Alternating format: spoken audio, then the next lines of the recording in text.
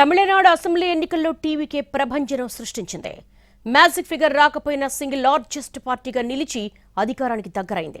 ఆ ప్రభావం AP politics పైన ఉండబోతోందా? విజయ్ గెలుపును వైసీపీ శ్రేణులు ఎందుకు అంతా సెలబ్రేట్ చేసుకుంటున్నారు?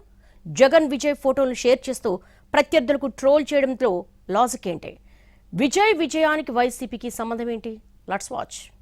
తమిళనాడు అసెంబ్లీ ఎన్నికల ఫలితాలు పాత రికార్డులను తుడిచిపెట్టేశాయి. 234 సీట్లున్న అసెంబ్లీలో ఎవరూ ఊహించని విధంగా విజయ్ నేతృత్వంలోని టీవీకే ఏకంగా 108 స్థానాల్లో జెండా ఎగరవేసి సింగిల్ లార్జెస్ట్ పార్టీగా అవతరించింది. డీఎంకే, ఏఐఏడీఎంకే వంటి దిగ్గజ పార్టీలను మట్టి కరిపించి మ్యాజిక్ ఫిగర్ కు అడుగు దూరంలో నిలిచారు విజయ్. ఈ విజయం కేవలం తమిళనాడుకే పరిమితం కాకుండా పక్కనే ఉన్న ఏపీలోనూ ప్రభావం చూపుతోంది. ముఖ్యంగా వైసీపీ శ్రేణులు విజయ్ గెలుపును తమ విజయంగా భావిస్తూ పండగ చేసుకుంటున్నాయి. వైసీపీ అధినేత జగన్ విజయ్ను తన సోదరుడు అని సంబోధిస్తూ ట్వీట్ చేయడం హాట్ టాపిక్ అయింది.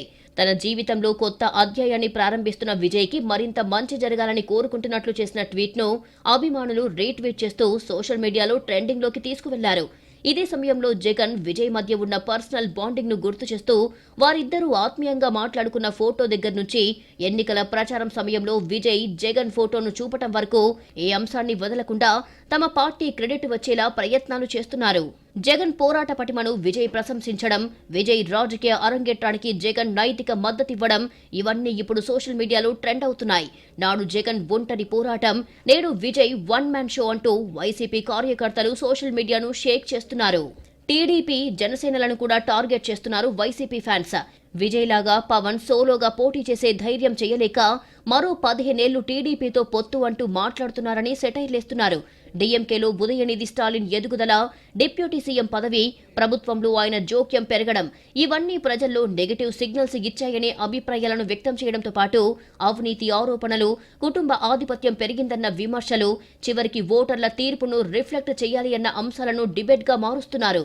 దీనిని ఏపీకి కనెక్ట్ చేస్తూ చంద్రబాబు ప్రభుత్వంలో లోకేష్ ప్రభావం, టీడీపీ వర్కింగ్ ప్రెసిడెంట్ గా ప్రమోషన్, పార్టీ కీలక నిర్ణయాల్లో లోకేష్ ఆధిపత్యం ఇవన్నీ కలిసి సన్ స్ట్రోక్ పాలిటిక్స్ అంటూ ట్రోల్స్ చేస్తున్నారు వైసీపీ అభిమానులు. ఈ పాయింట్స్ ను పట్టుకొని వైసీపీ సోషల్ మీడియా వింగ్ విరుచుకుపడుతోంది. విజయ్ గెలుపుపై అటు పవన్ కళ్యాణ్, ఇటు లోకేష్ కూడా పాజిటివ్ గా రియాక్ట్ కావడం కూడా సోషల్ మీడియాలో వైసీపీ దూకుడుకు ఓ కారణం కావచ్చని అంచనాలు ఉన్నాయి. మొత్తంగా తమిళనాడు ఫలితాలను ఉపయోగించుకొని ప్రత్యర్థులను టార్గెట్ చేస్తున్న వైసీపీ వైఖరి వర్కౌట్ అవుతుందా? సన్ స్ట్రోక్ అనే ఈ కొత్త పొలిటికల్ టర్మ్ ఏపీలోనూ హీట్ పెంచుతుందా, లేక కేవలం సోషల్ మీడియా హైప్ మాత్రమేనా?